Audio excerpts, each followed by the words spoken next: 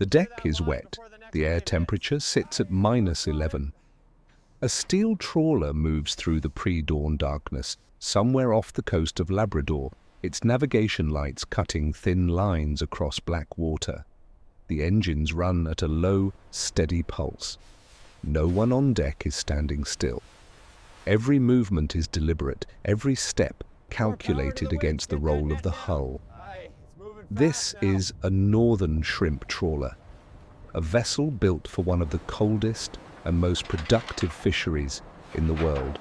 The Grand Banks and the deeper offshore channels of the Labrador Shelf hold some of the densest concentrations of the northern shrimp found anywhere on Earth. These waters are not hospitable. They are productive. The vessel is approximately 42 meters in length. Her hull is reinforced along the waterline for contact with sea ice and floating debris carried south by the Labrador Current. She displaces roughly 400 tons fully loaded. Her diesel engines produce around 2,000 horsepower, enough to hold position in heavy swells and drag a weighted net across the seabed at depth. The fishing grounds lie between 300 and 500 meters below the surface. Water temperature at those depths sits near 0 degrees Celsius year-round. The shrimp live in cold, oxygen-rich water along the continental shelf edge, congregating in dense clouds above soft, muddy seabeds. Reaching them requires precise navigation, patience, and the right conditions on deck. By 5 in the morning, the crew has already set the net. It took 40 minutes. The trawl doors, heavy iron frames that spread the net mouth open as it moves through the water, were lowered over the stern in complete darkness, guided by hydraulic winches and the practiced hands of deckhands who have done this hundreds of times. The net will travel along the bottom for approximately 3 hours. During that time, the crew rotates through watch duties, monitoring sonar, checking wire tension, scanning the horizon for weather. While wind is steady from the northeast at 22 knots, the swell is 2 meters. Conditions are workable, not comfortable, but workable. The Labrador Current moves south along this coast, carrying cold, dense water from the Arctic. In winter, surface temperatures drop to -1.8 degrees Celsius, the freezing point of seawater. Ice forms at the margins. In some years, large pans of pack ice drift into the fishing grounds. The captains know where it is before they leave port. They have to. 3 hours pass. The winch begins to turn. Wire comes back aboard, coiling on the drum in thick steel loops. The net rises from 380 meters of water, slow at first, then faster as the bag fills and lightens. The crew stands at the rail, watching. They have done this enough times to read what is coming by the way the bag moves. The cod end breaks the surface. It is full. Pink-grey shrimp, hundreds of kilograms of them, packed tight in the mesh. And the bag is swung over the deck by the boom and released. The shrimp cascade across the sorting table in a cold, wet mass. The smell of the sea comes with them, salt and cold and something mineral from the deep. The sorting process begins immediately. Bycatch, small fish, crab, other species caught incidentally, is separated and returned to the sea. Northern shrimp operations in Canada are subject to strict quota management and bycatch controls overseen by Fisheries and Oceans Canada. Every haul is logged, every discard is recorded. The fishery that nearly collapsed in the 1990s has been managed toward recovery. Below deck, the processing area is running. On offshore shrimp trawlers that operate for multiple days at a time, shrimp are processed and frozen aboard the vessel rather than returned fresh to port. Cooking tanks and blast freezers are built into the hull. The shrimp are boiled in seawater, chilled, and then frozen at -25 degrees Celsius within hours of leaving the ocean floor. The boats that work these grounds are not small. The large factory freezer trawlers that operate on the offshore Labrador Shelf can run to 60 meters in length and carry crews of 20 or more. They may remain at sea for 3 to 4 weeks at a stretch, moving along the shelf edge, tracking shrimp concentrations with sonar, hauling every 4 to 6 hours around the clock. Home port for many of these vessels is St. John's, in Newfoundland, Canada's easternmost city and the historic centre of its Atlantic fisheries. The harbour is deep, protected, and equipped with cold storage, processing facilities, and the infrastructure to handle large fishing vessels through the winter. Before a trip, provisioning takes a full day: fuel, food, hydraulic fluid, spare parts, ice. Everything accounted for before the lines are cast off. The weather window matters more than the schedule. A low-pressure system moving in from the North Atlantic can shut down fishing operations across the entire Labrador shelf within hours. Waves building to 6 or 7 meters make hauling impossible.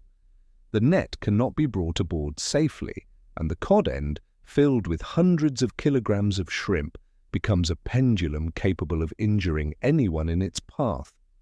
The captains carry decades of knowledge embedded in their decisions. They read the barometer, watch the cloud formations, check the satellite weather feeds, and weigh all of it against how the crew is holding up, how full the hold already is, and how long the trip has run. The decision to haul in and head for port, or push through one more tow, is never made lightly. Crew life aboard a shrimp trawler running long offshore trips is defined by routine, broken by intense work. Sleep comes in fragments: 4 hours on, 8 hours off, sometimes less when conditions require. Meals are eaten quickly. The galley is small. Hot food matters enormously when the deck is wet and the wind chill drops the apparent temperature to -20. Not all northern shrimp trawlers operate offshore. Inshore vessels, smaller boats running from 20 to 30 meters, work closer to the Newfoundland and Labrador coastline, targeting shallower grounds between 100 and 200 meters. These day boats, or short-trip vessels, return to port more frequently and land their catch fresh rather than frozen. The product commands a different market. The ports that receive this catch are part of a supply chain that reaches global markets. Shrimp landed in Newfoundland and Labrador moves through processing plants in Marystown, Harbour Breton, and Port aux Basques before being packed for export. The European market, particularly the United Kingdom, Denmark and Iceland, receives a significant portion. Some product moves to the United States, some to Asia. The quota system that governs this fishery was not always in place. The northern cod collapse of the early 1990s reshaped the entire Atlantic Canadian fishing industry. Cod stocks fell to near zero. The moratorium that followed in 1992 ended a way of life for tens of thousands of people in Newfoundland and Labrador, almost overnight. The shrimp fishery expanded partly to fill that void, and partly because the cod collapse allowed shrimp populations to surge. The shrimp fishery carries the weight of that history. The captains and processing workers who built careers around it know what a fishery looks like when it fails. The monitoring systems, the quota allocations, the bycatch controls, they exist because people here watched an entire ecosystem collapse within a generation. That knowledge does not leave a community. Back on the water, the third haul of the day is being retrieved. The net has been down for 4.5 hours this time, and the sonar showed a strong bottom return, a dense concentration of shrimp hovering just above the seabed at 340 meters. The winch drums are turning again. The wire comes up in long, measured loops. The ice situation has been a concern this week. Reports from the Canadian Ice Service showed a tongue of first-year pack ice drifting south from the Strait of Belle Isle. The fleet adjusted its position slightly north, staying ahead of it. Ice at sea is not always an emergency one, but it requires attention. A net fouled on a submerged ice keel can cost hours and thousands of dollars in gear damage. The Canadian Ice Service issues daily charts of ice extent, thickness, and movement across Hudson Bay, the Gulf of St. Lawrence and the Labrador Sea. The charts are updated using satellite imagery and aerial reconnaissance flights. Every captain working northern waters consults them. In winter, ignoring the ice service is not caution. It is recklessness. The third haul comes aboard. The cod end swings over the deck and releases, and this time the take is substantial.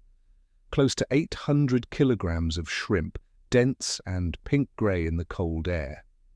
It will go directly to the processing deck below. The hold is building up. Another full day, and the vessel will be ready to make the run back to St. John's. Night falls early this far north in January. By 4 in the afternoon, the light is gone. The vessel shifts to work under deck lighting and the glow from the wheelhouse. White, the rhythm does not change with the darkness. The net goes out again. The winch turns. The sonar watches the bottom. The cold deepens toward -15 on deck.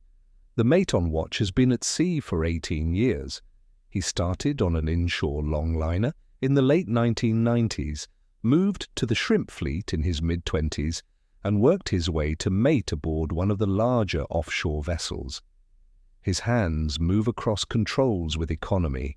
No wasted motion. He checks the wire tension gauge, glances at the sonar, and notes the vessel's speed, and returns his eyes to the darkness ahead. The shrimp taken from these waters are a specific species, the northern or boreal shrimp. They are protandrous hermaphrodites, which means they begin life as males and transition to females as they grow older and larger.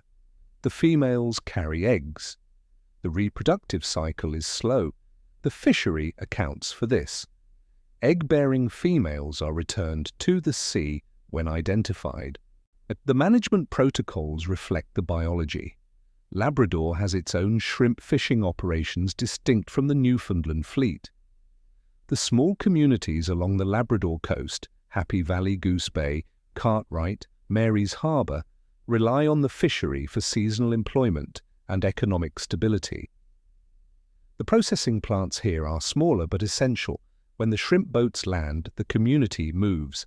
The Nunatsiavut government, which represents Inuit communities in northern Labrador, holds allocations within the shrimp quota. Our Inuit fishing enterprises operate vessels in the northern areas of the fishery.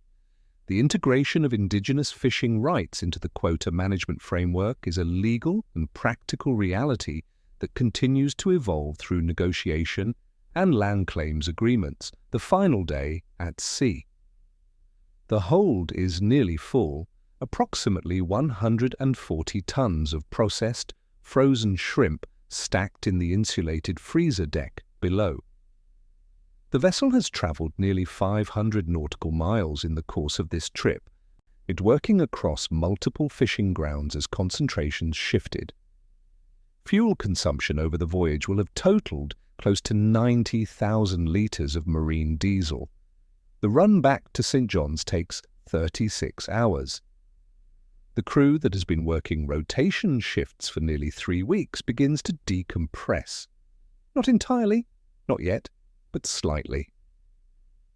Card games appear in the galley. The cook makes something more elaborate than usual. The sonar is still watched, but with less intensity. The vessel is no longer hunting, it is returning. The approach to St. John's Harbour is marked by the Narrows, a narrow gap between two headlands that opens into one of the best natural harbours on the North Atlantic coast. Signal Hill stands on the south side. The ice patrol vessel, CCGS Samuel Risley, is tied up at the Coast Guard base. A container ship is departing as the trawler enters, engines slowing, the smell of the port returning. Diesel, fish meal, salt.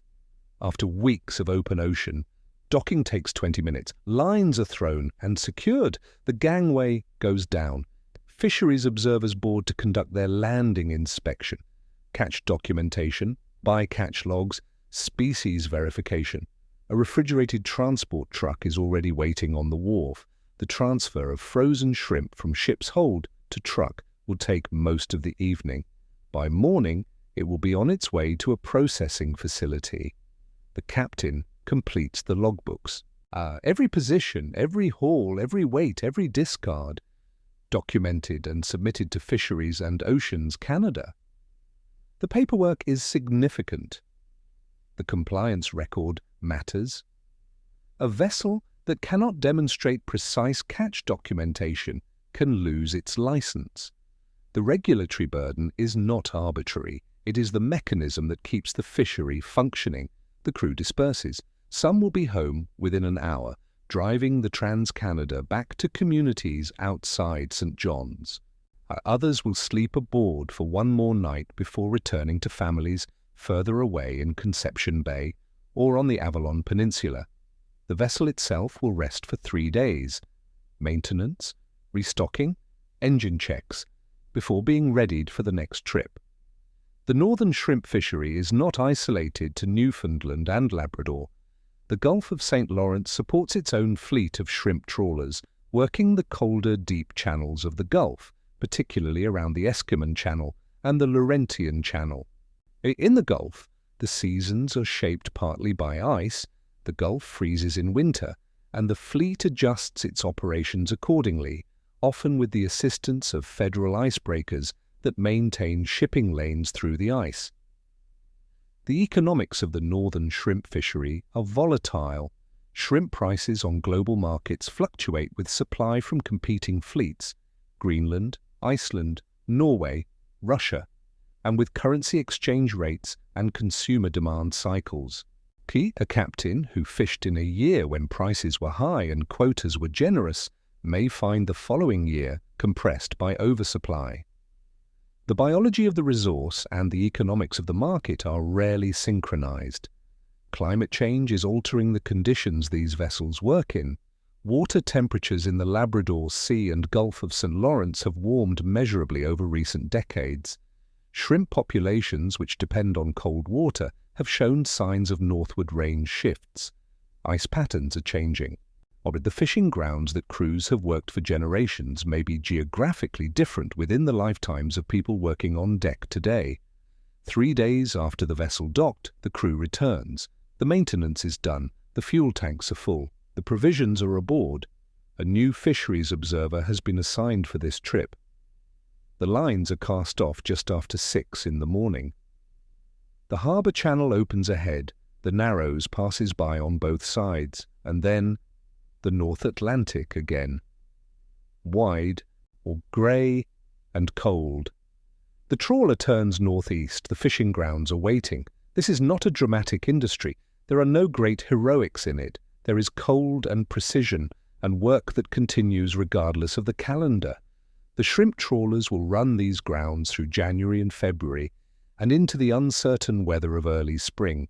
The holds will fill, the vessels will return, the processing plants will run their lines, and somewhere on the Labrador shelf, at 350 meters below the surface, the shrimp will continue to move along the bottom.